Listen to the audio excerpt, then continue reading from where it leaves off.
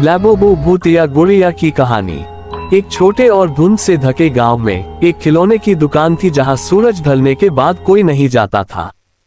दुकानदार की अलमारी में एक अजीब गुड़िया रखी थी जिसका नाम था लैबोबो। उसके कांच जैसी आंखें बहुत ज्यादा जीवंत लगती थी, जैसे वो आपको देख रही हो। किसी को नहीं पता था कि ये गुड़िया कहां से आई, लेकिन दुकानदार हमेशा चेतावनी देता, लैबोबो को घर मत ले जाना, ये देखती है और इंतजार करती है। एक बारिश भरी शाम रमेश नाम का एक उत्सुक किशोर दुकान में आया। वह गुड़िया की डरावनी मुस्कान से आकर्षित हो गया और उसे खरीद लिया, दुकानदार की चेतावनी को नजरअंदाज करते हुए।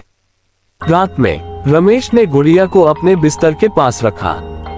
शुरू में कुछ नहीं हुआ, लेकिन जब घड़ी ने 12 बजाए तो रमेश ने सुना एक धीमा फुसफुसाना, खेलो मुझसे। जैसे ही उसने मुड़कर देखा, लैबोबो का सिर धीरे धीरे उसकी ओर झुका, उसकी आंखें अंधेरे में चमक रही थी।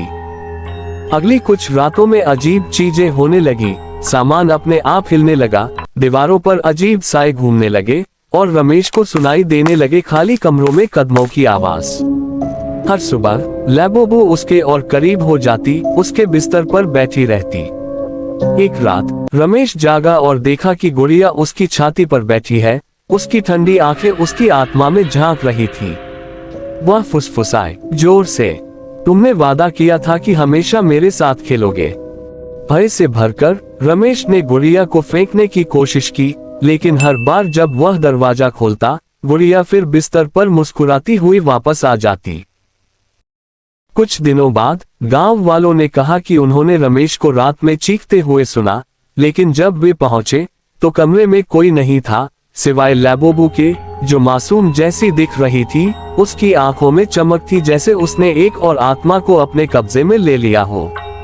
आज भी कोई नहीं जानता कि लैबोबो कहां से आई या उसने कितने लोगों को अंतहीन और चुपचाप खेलने के लिए फंसा रखा है।